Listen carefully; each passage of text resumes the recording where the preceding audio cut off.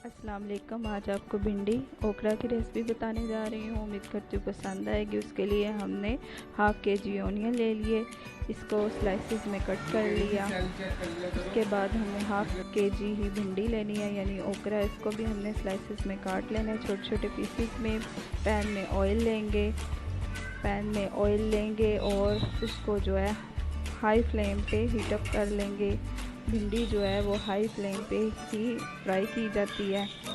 तो ये जब ऑयल हमारा हाई फ्लेम पे हीट अप हो जाएगा, देन हम इसमें कट की हुई भिंडी ऐड करेंगे।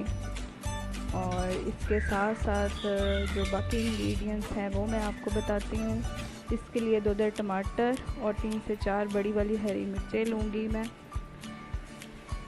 टमाटर 2 डालने हैं क्योंकि हाफ़ के जी हमारा प्याज है और हाफ़ के जी ही हमारी भिंडी है। और 2 टमाटर और 3 से 4 हरी मिर्चें। ये ऑयल हमारा गर्म हो गया, इसमें हमें भिंडी ऐड कर लेंगे। भिंडी ऐड करके हमने इसको हाई फ्लेम पे ही फ्राई करना है।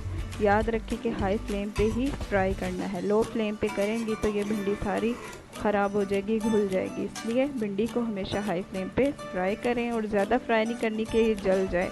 स्लाइटली फ्राई करना है कि इसका जो ग्रीन पन है वो बरकरार रहे। बाकी इंग्रेडिएंट्स बताती चलूँ। ये मैंने चिली फ्लेक्स लिए हैं 1 टेबल स्पून। ये chilli powder 1.5 tablespoon. Half teaspoon मैं टर्मेरिक लूँगी और साल्ट मैंने हाफ़ टेबल स्पून लिया है, थोड़ी सी इमली। और ये टमाटर स्लाइसेस में मैंने जो काट लिए हैं। और इसके साथ जो है वो टर्मेरिक पाउडर और धनिया लूँगी पिसा हुआ। और ये हमारी भिंडी देखें फ्राई हो गई है। स्लाइटली से मैंने इसको हल्का सा गोल्डन फ्राई कर लिया है हाई फ्लेम पे। अब जो है इसको मैं निकाल लूँगी ऑयल में से, निकाल के फिर इसमें प्याज ऐड कर दूँगी और प्याज भी हल्के से गोल्डन फ्राई करेंगे। ये देखें भिंडी मैंने निकाल ली है फ्राई करके। अब उसी ऑयल में जो है हमारे कट किए हुए प्याज हैं वो है शामिल करके इसको भी हाई फ्लेम पे हल्का सा फ्राई कर लेंगे। गोल्डन ब्राउन नहीं करना, बस हल्का सा फ्राई करना है इसको। और फिर इसमें जो बाकी तमाम स्पाइसेस हैं, धनिया powder, chilli flakes, salt, turmeric और चिली पाउडर सब ऐड करके इसको अच्छे से मिक्स कर लेना है और 2 से 3 मिनट तक इसको पकाना है। जब तमाम मसाला जात इसमें अच्छी तरह से मिक्स हो जाए, फिर कट किए हुए जो टमाटर हैं वो मैं शामिल कर दूंगी, जो कि 2 अदद थे।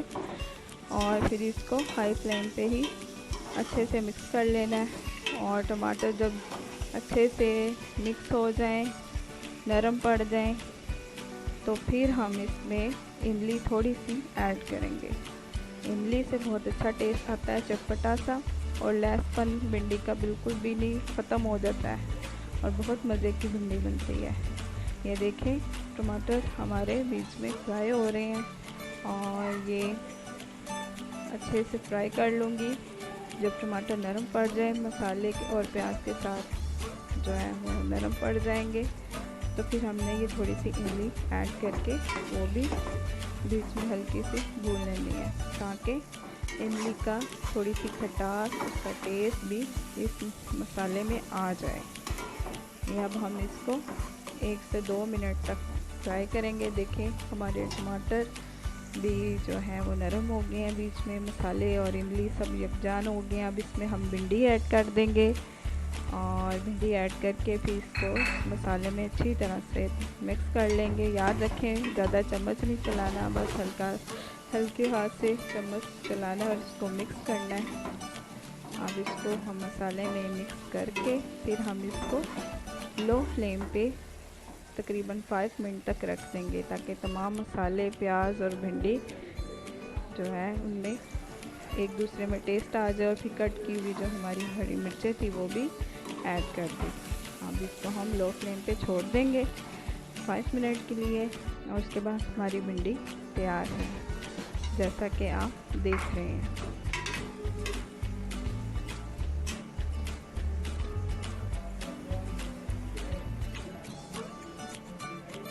ये देखें 5 मिनट के लिए हमने छोड़ दी। उम्मीद करती हूँ आपको मेरी रेसिपी पसंद आई होगी। अगर पसंद आए लाइक और सब्सक्राइब करना मत भूलिएगा और मुझे